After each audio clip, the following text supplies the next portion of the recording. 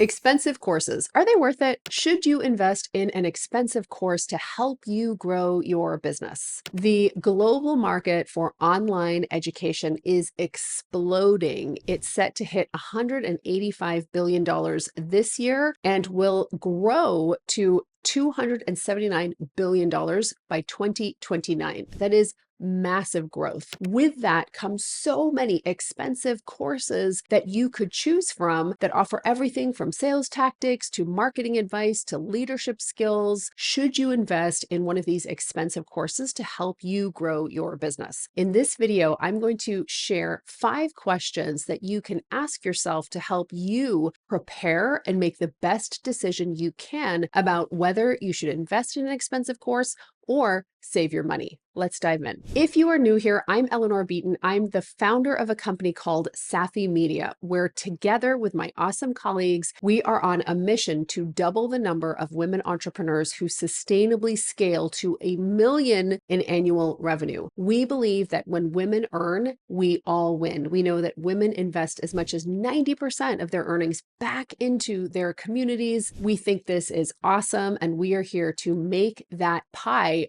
bigger for entrepreneurs and communities everywhere. And if you are new to this YouTube channel, hello, make sure that you hit subscribe. My colleagues and I are on a mission to make this YouTube channel the best source of free entrepreneurial education for women on the planet. Okay, so let's talk about investing in expensive courses to help you grow your business. I need to call myself out here because over the last decade, I've probably invested over $300,000 in courses and development programs and certifications to help me build my personal and professional development skills. And I do not regret a single penny that I have invested. That said, some of the courses that I've purchased have had much higher returns than others. And as I've looked back on my experiences, I really started to see some questions and some criteria that made the difference between the expensive courses that were really worth it and the expensive courses that were not. So I'm going to share what those 5 questions are. Nobody can say definitively for you whether a certain expensive course is going to help you grow or not. As a leader, your ability to make that great decision for yourself is part and parcel of what makes you a leader. That's the power that you have, is your ability to make really good,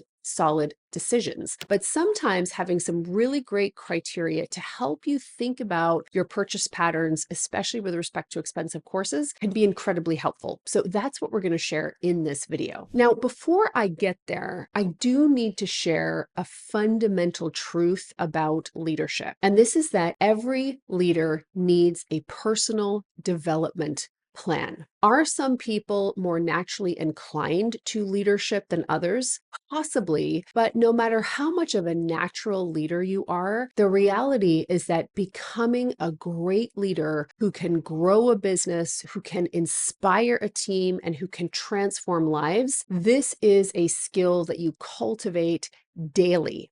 Right? It's something that you are going to need to be investing in continuously over time. And so what this means is that every leader needs a personal development plan. So whether it is a course or a book or a mentor or an event, you need to make sure that year after year, you have a very clear personal development plan in place for yourself. So I want to give you an example of what I consider to be an excellent personal development plan for any leader. So step 1 is you want to be definitely reading for about 30 minutes a day. You want to try to get to a place where you're reading at least 1 book every single month. The next thing that you want to do is you want to make sure that you are watching one great YouTube video like this one, or listening to a great podcast like the Woman-Owned Podcast, or any great podcast or video, or taking in a free webinar as an example. You want to be doing this at least once per week. And then at least every year, you are investing in a course or a mastermind, or you're hiring a mentor or a coach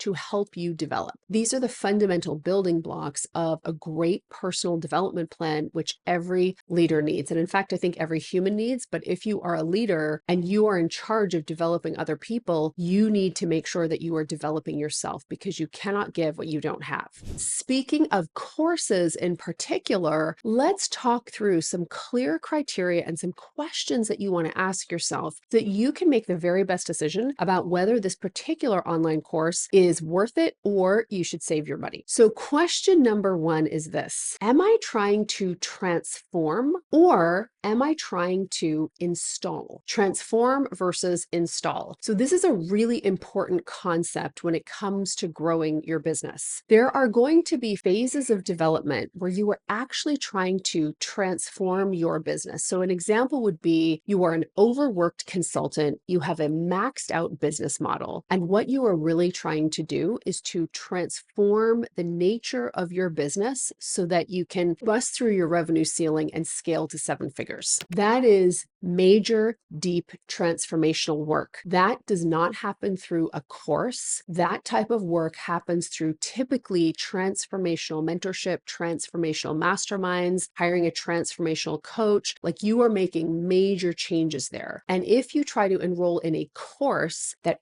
promises that kind of transformation, there's a big misalignment there, because courses are best at delivering a specific skill, not at developing a large scale transformation. You may be looking at addressing a very specific weakness or opportunity in your business, at which case you may be looking at installing something. So installing happens when we're looking at bringing in a specific approach or a specific tactic to help us achieve a specific result. So for instance, I recently invested in a course that was expensive that taught me and my team how to build and install a high converting direct message funnel on Instagram using artificial intelligence, right? Very, very, very specific. This is not going to transform the nature of our business, but it is installing a very specific asset that can produce great results for us. So I think this is question number one. Are you looking to install something or are you looking to transform? If you are looking to transform, I would not recommend an expensive course. In that case, I would recommend a deeper coaching program that is probably longer, where there's a lot more personalized attention. If I'm looking at installing something specific, that's something that I would take a course for. That's kind of the difference. Are you looking to install or are you looking to transform? If you're looking to install, you're typically looking at a lower price point. If you're looking at transforming, you're generally looking at a higher price point. It's deeper, more complex work. Then we need to dig down a little deeper. So let's say you know that you are looking to transform. So then the question I'm going to ask myself is, has the person leading this program successfully, with evidence, made the transformation that I am looking to make through my participation in this course or in this program? So for instance, let's say you are trying to take your business from 6 to 7 figures. I would be asking myself, okay, so I'm looking to transform. This is less likely to be a course, more likely to be an in-depth mastermind or a coaching program. And so if that's the case,